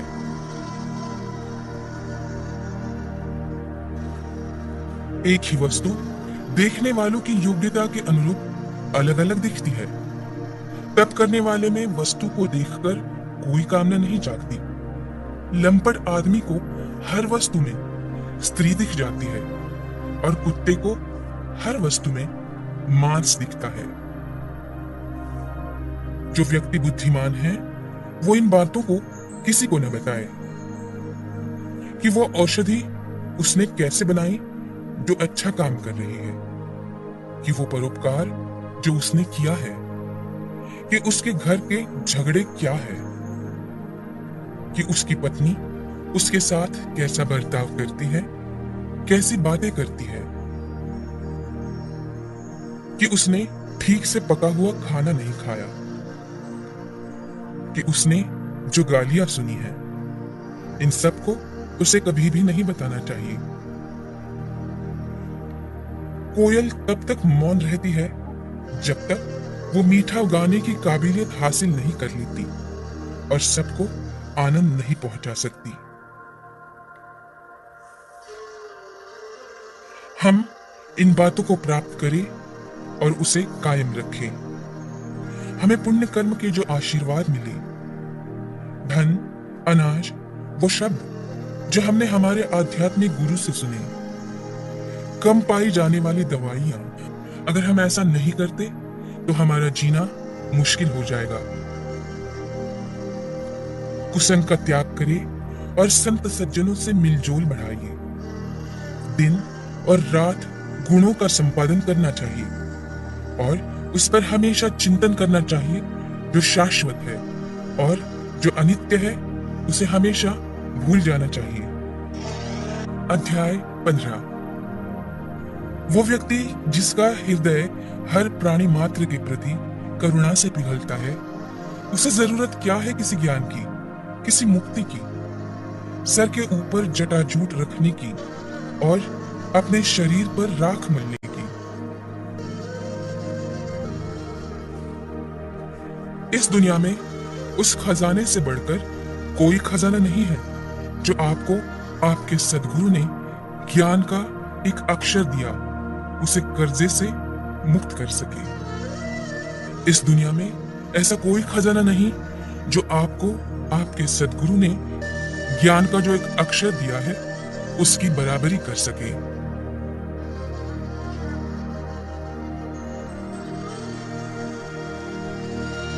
कांटों से और दुष्ट लोगों से बचने के दो उपाय हैं। कांटों से बचने के लिए पैरों में जूते पहनो और दुष्ट लोगों से बचने के लिए उन्हें इतना शर्मसार करो कि वो अपना सर उठा ही न सके और अपने आप से दूर रहे।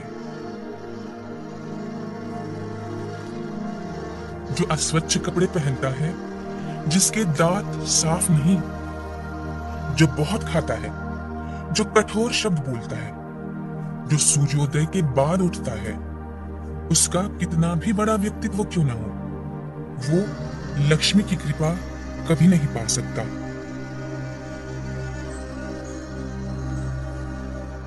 जब व्यक्ति दौलत खोता है तो उसके मित्र, पत्नी, नौकर, सगे संबंधी उसे छोड़कर चले जाते हैं और जब वो दौलत वापस हासिल कर लेता है तो ये सब दोबारा वापस लौट आते हैं। इसलिए दौलत ही सबसे अच्छा रिश्तेदार होता है। पाप से कमाया हुआ पैसा 10 साल तक रहता है। 11वें साल में वो अपने आप लुप्त हो जाता है, उसकी मुद्दल के साथ। एक महान आदमी जब कोई गलत काम करता है तो उसे कोई कुछ नहीं कहता। एक नीच आदमी जब कोई अच्छा काम भी करता है तो उसका धिक्कार ही होता है। देखिए, अमृत पीना तो अच्छा है, लेकिन राहु की मौत अमृत पीने से ही हुई थी। विष पीना नुकसानदायी जरूर है, लेकिन भगवान शंकर ने जब विष प्राशन किया तो विष उनके गले का अलंकार ही बना।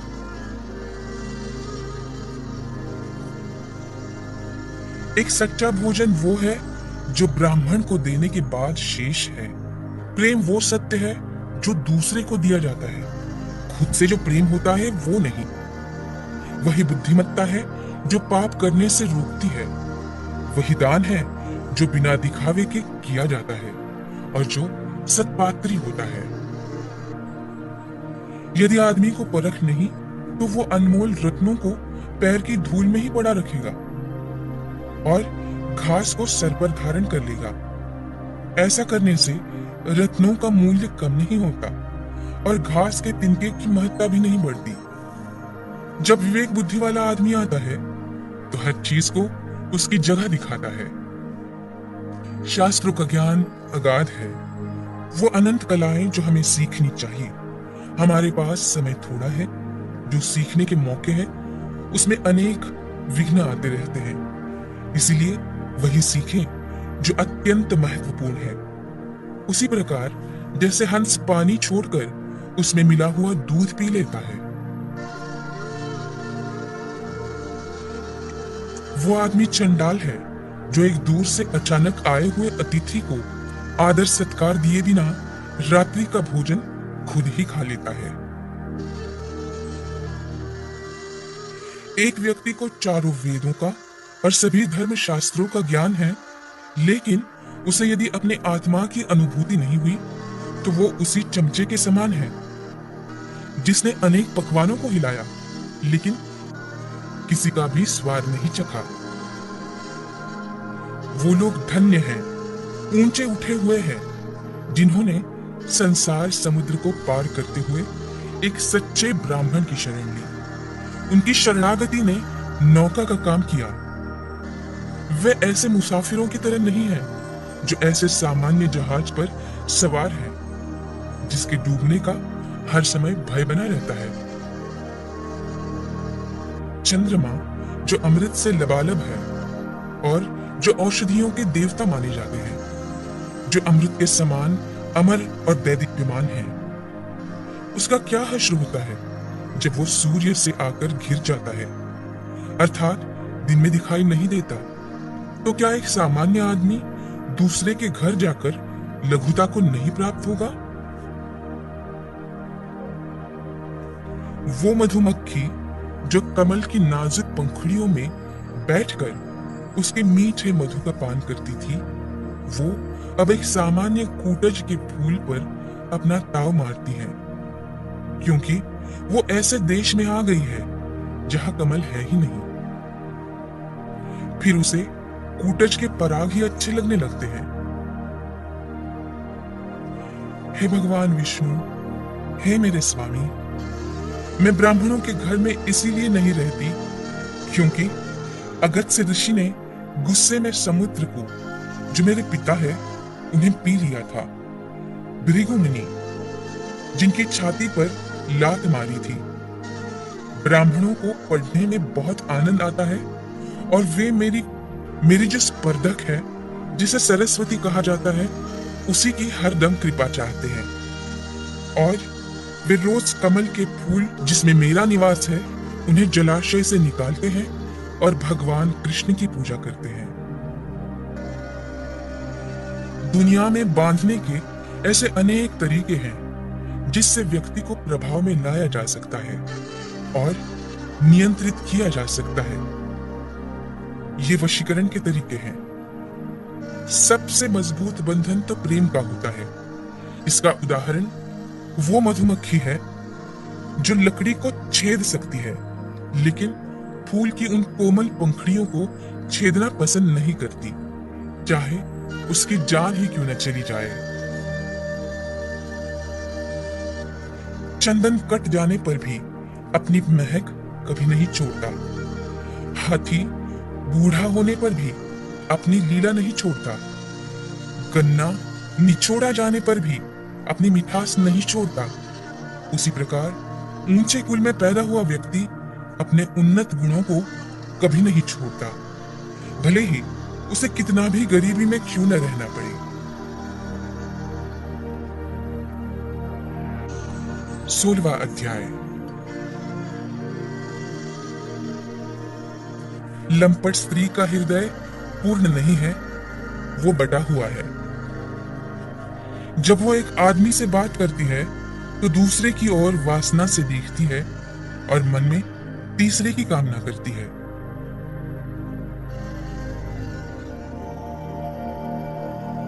मूर्ख व्यक्ति को लगता है कि वो हसीन लड़की उसे प्यार करती है, वो उनका गुलाम बन जाता है। मूर्ख व्यक्ति को लगता है कि वो हसीन लड़की उससे प्यार करती है और वो उसका गुलाम बन जाता है और उसके इशारों पर नाचने लगता है।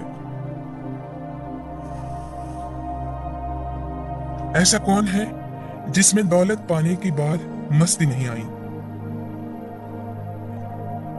क्या कोई बेलगाम आदमी अपने संकटों पर रोक लगा पाया है?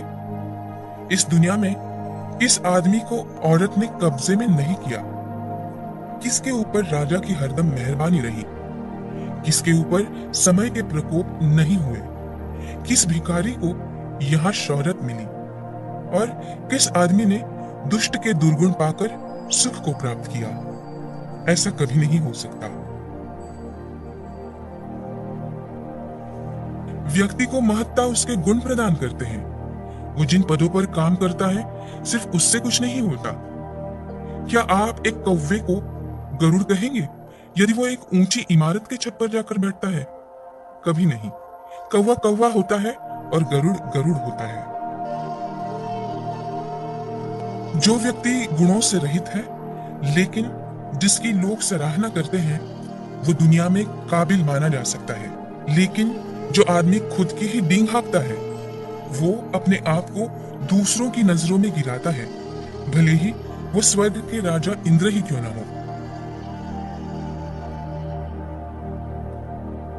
यदि एक विवेक संपन्न व्यक्ति अच्छे गुणों का परिचय देता है तो उसके गुणों की आभा को रत्न जैसी मान्यता मिलती है। रत्न जैसी मान्यता मिलती है।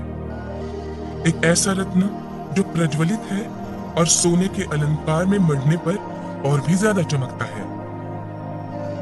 वो व्यक्ति जो सर्वगुण संपन्न है अपने आप को सिद्ध नहीं कर सकता जब तक उसे समुचित संरक्षण नहीं मिल जाता।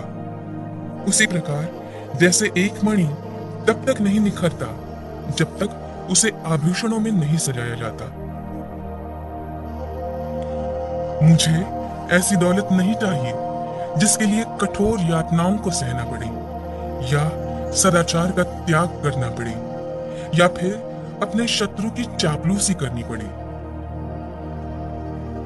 जो अपनी दौलत, पकवान और औरतें भोगकर संतुष्ट नहीं हुए, ऐसे बहुत लोग पहले ही मर चुके हैं, अभी भी मर रहे हैं और भविष्य में भी मरेंगे। सभी परोपकार और तप तात्कालिक लाभ देते हैं, लेकिन सुपात्र को जो दान दिया जाता है और सभी जीवों को जो संरक्षण प्रदान किया जाता है, उसका पुण्य कभी भी नष्ट नहीं होता। घास का तिनका हल्का है, कपास उससे भी हल्की है। भिखारी तो अनंत गुना हल्का है, फिर हवा का झोंका उसे उड़ा के क्यों नहीं ले जाता? क्योंकि वो डरता है कहीं वो भिखारी न मांग ले। बेइज्जत होकर जीने से अच्छा है कि हम मर जाएं।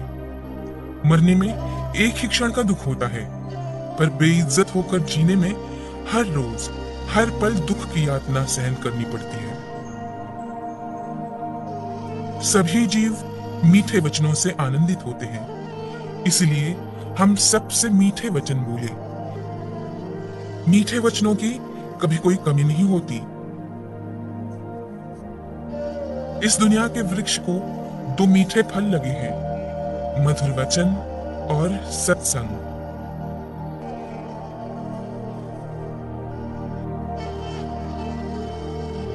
पहले के जन्मों की अच्छी आदतें जैसे दान, विद्यार्जन और तप इस जन्म में भी चलती रहती है, क्योंकि सभी जन्म एक श्रृंखला से जुड़े हुए हैं। जिसका ज्ञान किताबों में सिमट कर रह गया है और जिसने अपनी दौलत दूसरों के सुपुर्द कर दी है, वो जरूरत आने पर ज्ञान या दौलत कुछ भी इस्तेमाल नहीं कर सकता। 17वां अध्याय। वो विद्वान जिसने असंख्य किताबों का अध्ययन बिना सद्गुरु के आशीर्वाद से कर लिया, वो विद्वानों की सभा में एक सच्चे विद्वान के रूप में कभी नहीं चमक सकता। उसी प्रकार जिस प्रकार से एक नाजायज औलाद को दुनिया में कोई प्रतिष्ठा कभी नहीं हासिल हो सकती। हमें दूसरों से जो मदद प्राप्त होती है उसे हमें वापस लौटा देना चाहिए। उसी प्रकार यदि किसी ने हमसे यदि दुष्टता की है तो हमें भी उससे दुष्टता करनी चाहिए। ऐसा करने में कोई पाप नहीं। वो चीज जो दूर दिखाई देती है, जो असंभव दिखाई देती है, जो हमारी पहुंच से परे दिखाई देती है, वो भी आसानी से हासिल की जा सकती है यदि हम तप करते हैं, प्रयास करते हैं, क्योंकि तप और प्रयास से ऊपर कुछ भी नहीं। लोभ से बड़ा दुर्गुण क्या हो सकता है, पर निंदा से बड़ा पाप क्या है। जो सत्य में प्रस्थापित है उसे तप करने की क्या जरूरत है। जिसका हृदय शुद्ध है उसे तीर्थ यात्रा की क्या जरूरत है। यदि स्वभाव अच्छा है तो और किस गुण की जरूरत है। यदि कीर्ति है तो अलंकार की क्या जरूरत है। यदि व्यवहार ज्ञान है तो दौलत की जरूरत ही क्या है। और यदि अपमान हुआ है तो मृत्यु से भयंकर और कुछ भी नहीं हो सकता। समुद्र ही सभी रत्नों का भंडार है। वो शंख का पिता है। देवी लक्ष्मी शंख की बहन है। लेकिन दर दर पर भीख मांगने वाले हाथ शंख लेकर घूमते हैं। इससे ये बात सिद्ध होती है कि उसी को मिलेगा जिसने पहले दिया है। जब आदमी में शक्ति नहीं रहती वह साधु हो जाता है। जिसके पास दौलत नहीं रहती वो ब्रह्मचारी बन जाता है। रुग्ण भगवान का भक्त हो जाता है। जब औरत बूढ़ी हो जाती है तो पति के प्रति समर्पित हो जाती है।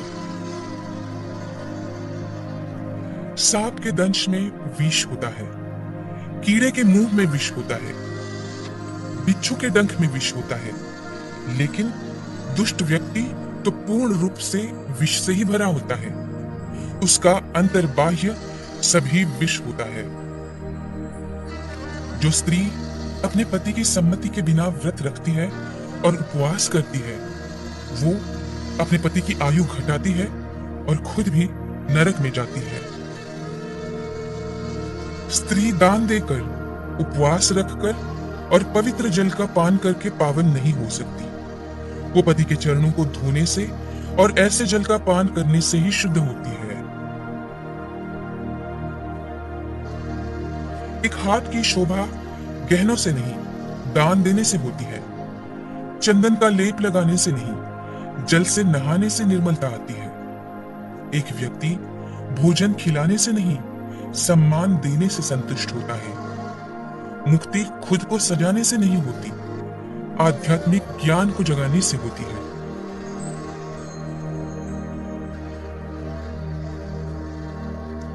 टिंडी फल खाने से आदमी की समझ खो जाती है।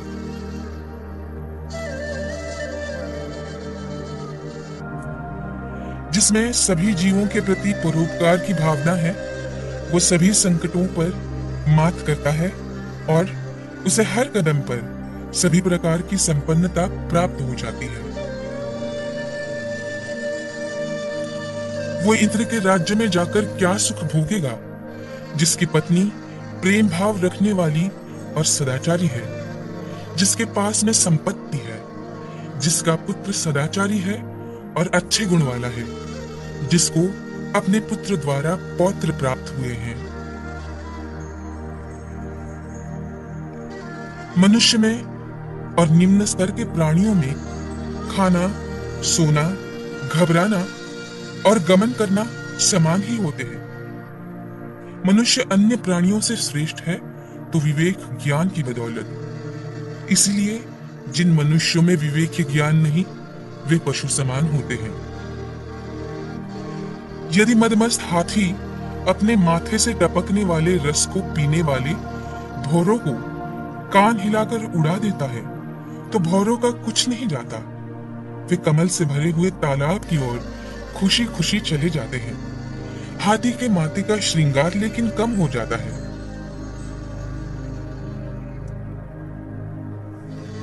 ये 8 लोग कभी किसी का दुख नहीं समझ सकते। राजा, वेश्या, यमराज, अग्नि, चोर, छोटा बच्चा, भिखारी और कर वसूल करने वाला। हे महिला, तुम नीचे झुककर क्या देख रही हो? क्या तुम्हारा कुछ जमीन पर गिर गया है? हे मूर्ख, मेरे तारुण्य का मोती न जाने कहां फिसल गया है। हे केत की पुष्प, तुम में तो कीड़े रहते हैं।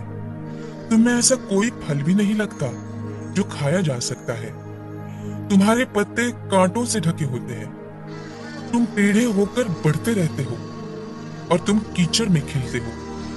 कोई भी तुम्हें आसानी से पा नहीं सकता, लेकिन तुम्हारी अतुलनीय खुशबू के कारण दूसरे पुष्पों की तरह सभी को प्रिय होते हो तुम। इसीलिए एक ही अच्छाई अनेक बुराइयों पर मात कर देती है। एक ही अच्छाई अनेक बुराइयों पर भारी पड़ जाती है।